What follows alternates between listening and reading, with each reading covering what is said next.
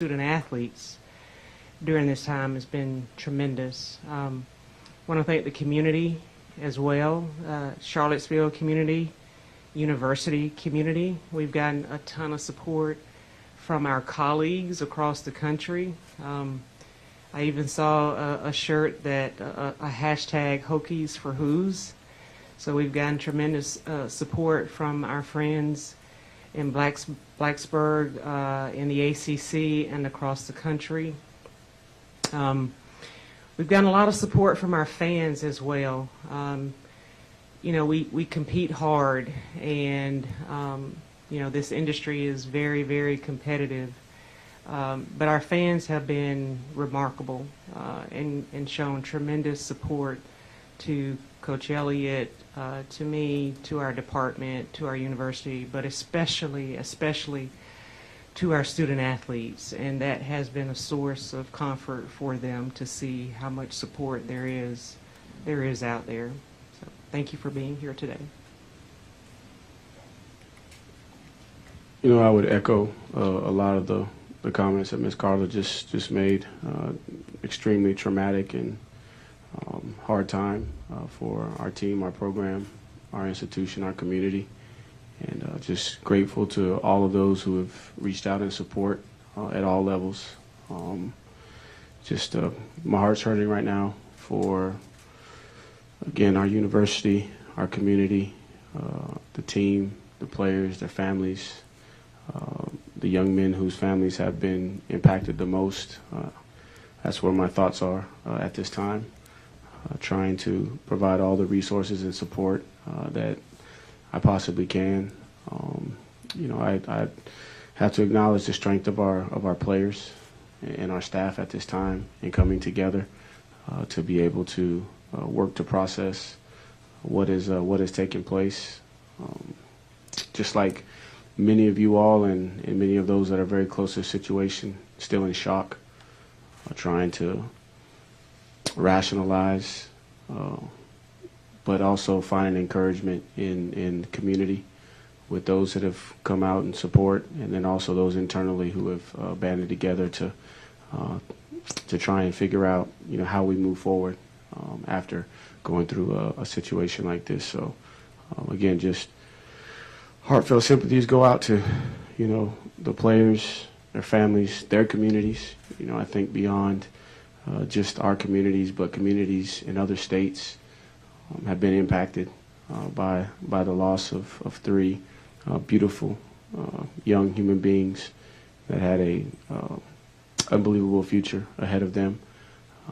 But the message to the team is we're going to celebrate those lives going forward and the impact that they've made thus far and the legacy that they're going to be a part of helping us establish going forward. As a reminder, as I said initially, there is an ongoing criminal investigation, so some matters we will not be able to answer or address. I'm going to kind of work my way back and apologize for stepping in front of the cameras at some point. If you can identify yourself and your news organization with your first question, and also who your question is directed to, we'd appreciate it. I'll start with Preston. Yeah, Tony, if you could just kind of describe the past 24 plus hours just with the team and kind of how y'all have approached this past day. Yeah, it feels like it's a nightmare, to be honest with you. And I'm ready for somebody to pinch me and wake me up and say that this didn't happen. You know, it's been I don't even know how long it's been since it happened. It's been you know, the minutes can't go by fast enough. The approach with the team is, you know, once we were given the clear to communicate, we immediately got the team together and just started the process of grieving together and fellowshipping and trying to make sure that nobody was isolated, that everybody was together, pooled all the resources that we could from a counseling standpoint to give these young men the support that they need. The first meeting was really, really tough. You know, really, really, really tough. Today was much better. You know, we were able to transition from the pain to finding a little bit of joy in celebrating the lives of Lavelle, Deshaun and Devin. And so today started probably how the last 2 days have started, but it ended a lot better. And I think, the guys are on the road to healing, but it's going to take some time. And our approach is to keep them together as much as we possibly can, to make sure we have eyes on them, because nothing can prepare you for this situation, and we just want to be there to support the guys. And so we're slowly trying to process and move forward, but we're looking for the positive and keeping close reins on each other so we can grieve together. Jackie from 24/7. Carlo, what kind of steps for counseling, like Ellie just touched on, what can you guys been doing for these student athletes moving forward? So fortunately, we have 3 in-house psychologists for our athletics department, and our lead sports psychologist once worked with the university, and so he's got great connections with the university. So in our first meeting with the student athletes, we had a lot of counselors on hand that were there and available to work with the student athletes, and that not only our football student athletes, but all of our student athletes, we had counselors available for. Greg Medea from Daily Progress. Tony, just your memories of Lavelle, Deshaun, and Devin, and some of the maybe memories that your players shared with you today. Appreciate you asking that question. Lavelle, I've known Lavelle for a long time. Yeah, recruited him starting his freshman year, and just to see him grow, but big smile, lights up the room, and most people would say because he's the tallest guy in the room, but just his presence, he's got a gentleness about him, but he's passionate about what he believes in, and so a lot of the stories today were just about the silly basketball arguments that they would have in debates in the locker room, and everybody knew that they could get Lavelle to kind of hunker down just by saying one thing, but the other thing that resonated is just how good of a teammate he was, and how much he loved his teammates and would do anything for his teammates. And Deshaun, I don't think many people outside of our program understand how special Deshaun was. Very, very, very artistic. Could draw. Could shape pots with clay. Loved music. Very, very cultured and well-rounded. Just a great teammate, and he had a sense of humor that was one of a kind, that only Deshaun could have. And you knew immediately when somebody said something, yeah, that was Deshaun. And then you talk about Devin, man. Devin was he's what you wanted in a young person that's at this level, but he just was a big kid. Smiled all the time, loved to dance, loved to sing, loved to compete, even though the guys revealed that he wasn't very good in video games, but he thought he was. But he loved to compete, and just the thing I remember about him is he always brought a smile to my face, because he just was happy with where he was, comfortable in his skin, and just had a very bubbly personality. Hi there, Sydney Schuler with the Daily Progress. I'm sorry for your loss, Coach, for the both of you. I just wanted to ask, how are you coping, and how have you and the other members of the football department, how have you been able to cope and lean on each other? Do you have access to those same counseling resources? I'll start, and for me, the best coping mechanism for me is the young men. Having a chance to be around them and to see them and to see their pain, to see their hurt, just inspires me to keep pushing forward every single day. There's no you prepare for this job. There's no chapter on a situation like this, and so I'm just trying to figure out step by step how to be strong for these young men, and so I'm really relying on my faith, the foundation that I have there, trying to use that to inspire me every minute of the day. Also trying to make sure that I stay empathetic to everybody and understanding that everybody's going to respond differently to this situation. And, you know, my job is to lead in moments like this. And so I've had my moments where I've broken down and showed, showed my emotions. And I've even had those moments in front of the team. You know, I think it's important that we all grieve. I mean, these are outstanding young men that we don't understand why they're gone so early. And I think it's honorable that we grieve these young men. But also, too, we have to keep it in perspective and make sure that we take this pain that we're feeling and try to find a way to turn it into passion and motivation to go forward one day at a time.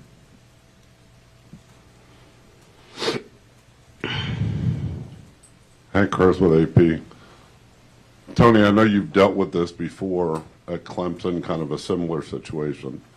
What kind of signs do you look for to kind of gauge where the players are in their grief, to kind of, be aware of that? And what do you guys do going forward in terms of schedule and on all that stuff?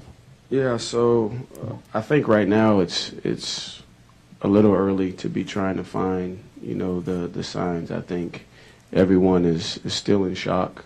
Everyone is trying to process their emotions and figure out the proper way for them to grieve. What I'm looking for at this time is just to make sure that nobody is completely isolating themselves so that we can keep them within the fold and be able to provide them the direct resources that we need. And, this situation here is different than what I experienced. And, both those young men had just finished playing. And they were close to the team, but not still on the team. We're here, this is a very, very tragic and traumatic incident involving 3 teammates. And so the signs I'll look for the signs as we move forward, but right now it's just to put my arms around these guys, to love them, and realize that we need each other and figure out the best way to grieve and take it one day at a time. And going forward in terms of the schedule, that'll be determined as we continue to gather information. But the biggest thing for me is to just try to be present in the moment, the best I can, manage my emotions the best I can so that I can, see clearly, to be able to recognize any sign. Right now I'm looking for anything that's out of the norm. And then also when I see things that I expect to see, making sure that I don't just say that, well, that's expected, that we dig deeper, that we, try to counsel these young men as they process this whole situation. Coach, would you mind, for reference sake, naming the players you referenced as former players that so that would be C.J. Fuller and Tyshawn Dye were two young running backs that I coached, coached their entire career, saw them graduate, and their lives were cut, short, way too short. But Tony, Mike Barber, Richmond Times-Dispatch. I believe you were at the hospital. Do you have an update for us on Mike Hollins and his condition? I don't have enough information at this time. I was there just in support of the family, and out of respect of the family, I just I don't have enough information to speak intelligently on where that is. I was just there for support. Carla, could you tell us what will go into the decision about whether or not there's a game on Saturday? We'll make it together. I mean, it'll be discussion with Coach and the team. Obviously, they're going through a lot, and we want to make sure that they're involved as well. And so we'll use our best judgment, but it'll be soon. We'll make a decision soon.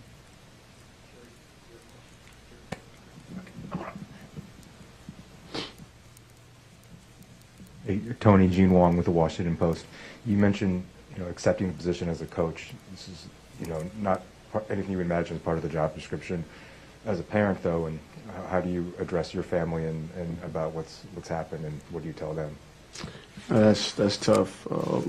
My wife she's right by my side, handling things well. With her upbringing, my upbringing, we've experienced some difficult situations independently and together. The tough part is my boys and my 9-year-old, and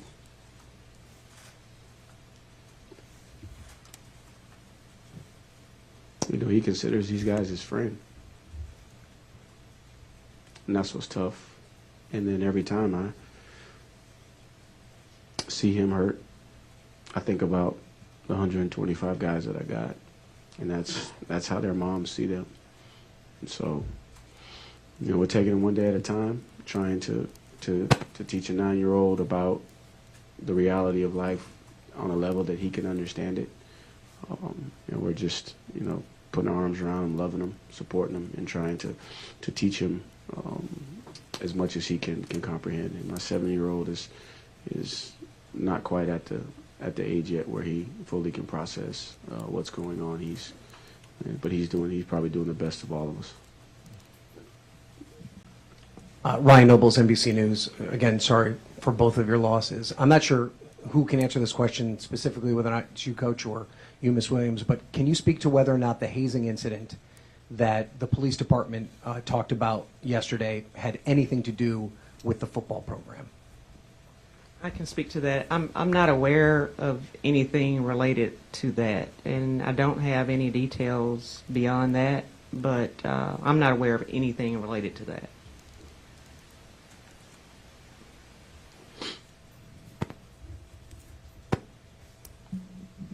Ross Dellinger, SI. Carla, any details on what led up to this on the bus, the incident at all?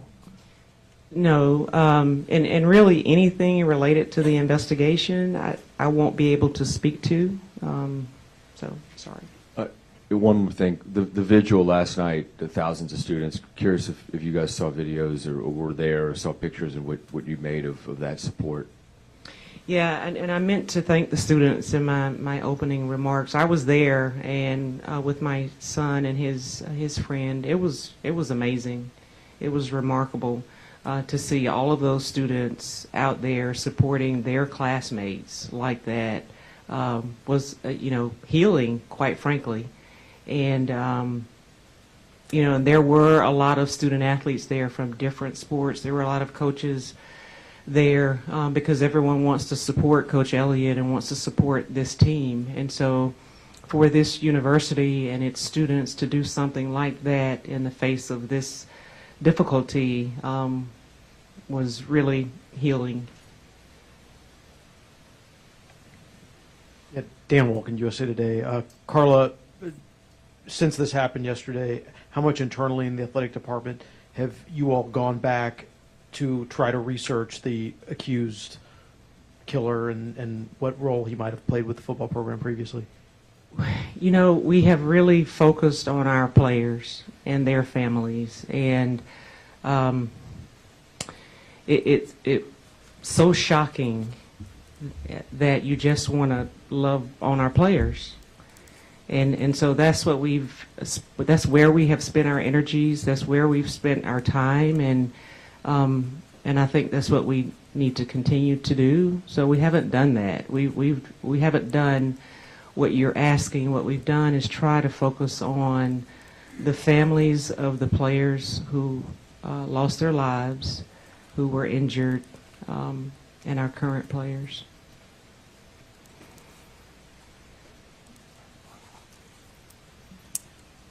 Caroline Darnay, USA Today for the win. There are players that have transferred out since last year, and there are coaches that were here that coached and recruited these players. What has that process been like with regards to reaching out to? I know Bronco was in town. You saw Jim Harbaugh talk about Olu. What has that process been like, trying to make sure those players are in the fold, and even Wisconsin, announcing statements about how Devin Chandler impacted their community as well?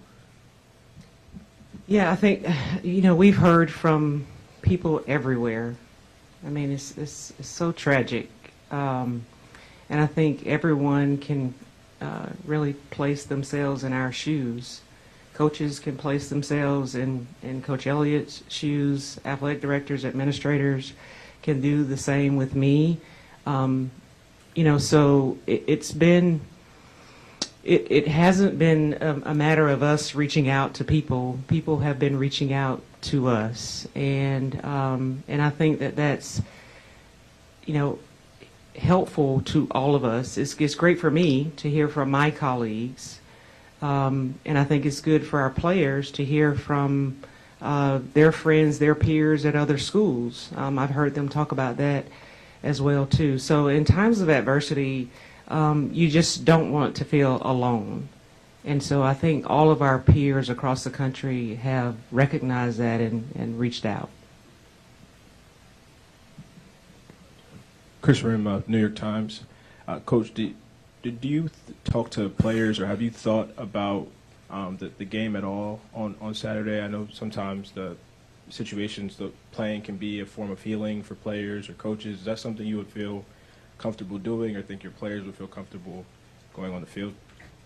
At this point, with the sequence of events and the timing, I've just been focusing on loving these players, consoling the families, trying to make sure that there's no ripple effect with the guys on the team, because again, this is something that nobody is prepared to deal with until you're inside of it. So for me, the focus is not past today. I'm just trying to figure out a way to get everybody back together this evening so that we can see them again and spend some time, and then in due time we'll collaborate on the path going forward in terms of on the field play.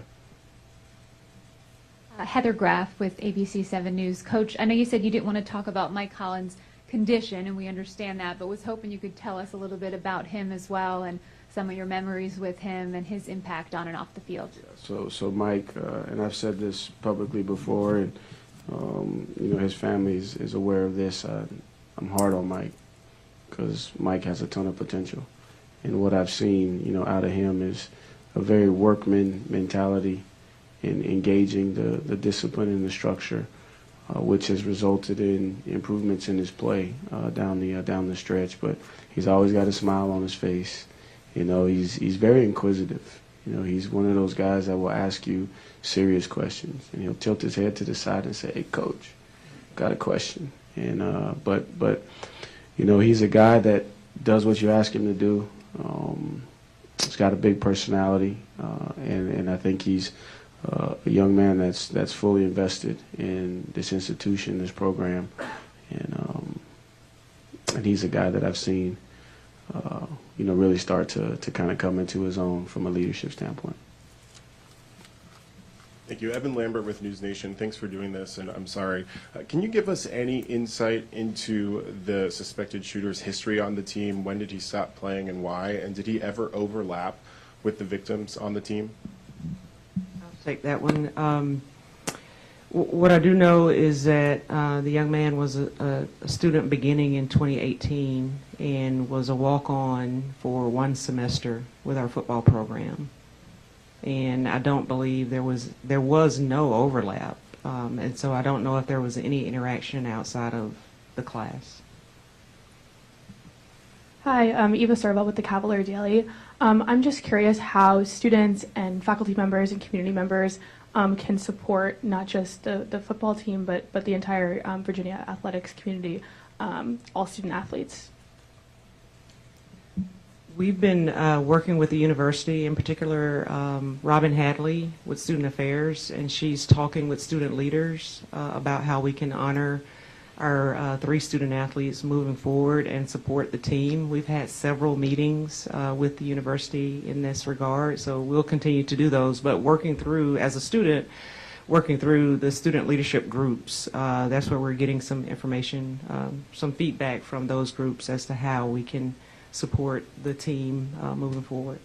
Carla, do you want to give an update on our other athletic teams this week? So the only athletic event that we canceled was the men's basketball game last night, and we'll continue on with our normal schedule for the rest of our teams competing this week, several in postseason. Faith Abube, ABC News. My condolences to you both, Ms. Williams and Coach. As your team and your players are trying to deal with their grief and process everything, are they coming to you with questions? What are they asking, and what are they finding hard to process? I'd say the biggest questions right now are how are the families of their deceased teammates?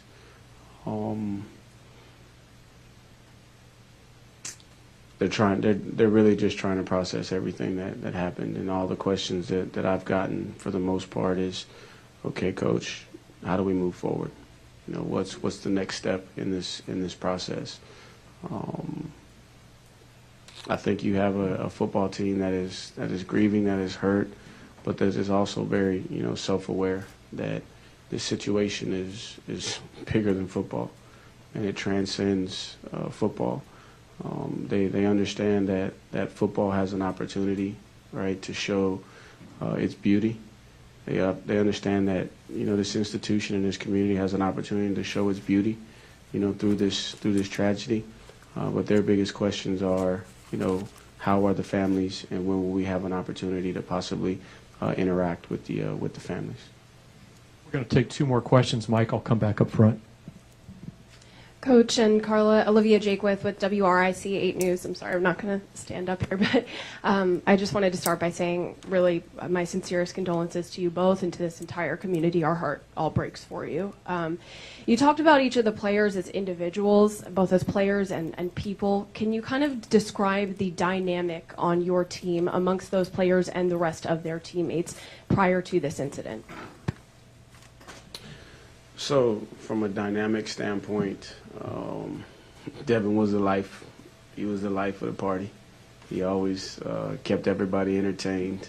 He was the one that was, in the weight room when everybody else is, and he was serious, but he had his own way of being serious, and he would keep everybody energized, and he found a way to make it fun, even though sometimes, the work that they have to do on a daily basis can be very monotonous in order to improve their skill level, but he brought just a ton of personality. Lavelle was, and he was, one of the big men on campus, so to speak, because everybody knew who he was.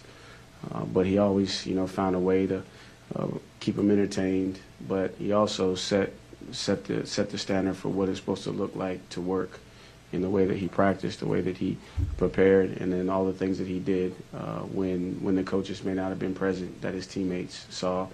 And Deshaun was the quiet guy that everybody wanted to know more about, because he was very, very, like I said, very, very interesting young man in terms of the depth. And when you look at him, you might not think that he listens to classical music and draws and shapes pots, but his teammates knew that, and they wanted to know more about him. So he was, probably the most interesting man on the team, if you had to kind of compare him to somebody. And I've told him that, and I've told his teammates that, because I value the skills and talents that he possesses beyond the game. So that's kind of how all 3 of them fit into the dynamic of our team.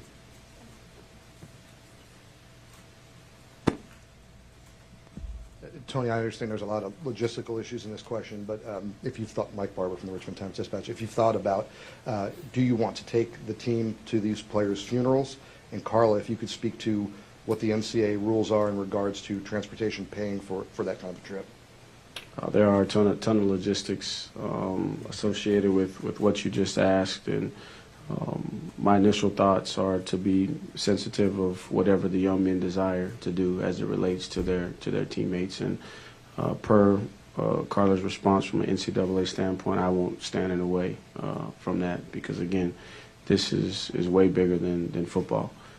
This is a life situation here, and so I haven't given much thought beyond.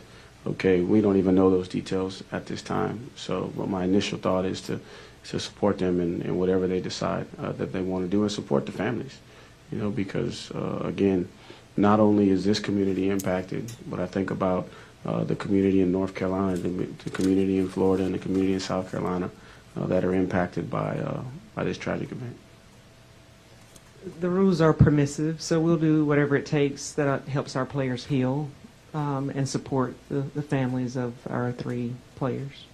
Tony, one piece of information. Chief Longo told us yesterday there were about 25 people on that bus on that trip. Were any of your other players on there who weren't injured, but were they on that bus on that trip? Hey, Mike, I'll answer that by saying that's something we feel is involved with the investigation, so we won't cover that at this time. I want to thank everybody. Carla and Tony both have to get back to matters with the team and the family, so we were going to try to go about 30 minutes, and we're right at that. So thank you for your participation today. And we do have a workroom back here if anybody needs a little workspace. We're happy to accommodate. And let us know if there's anything else we could do. We will have a transcript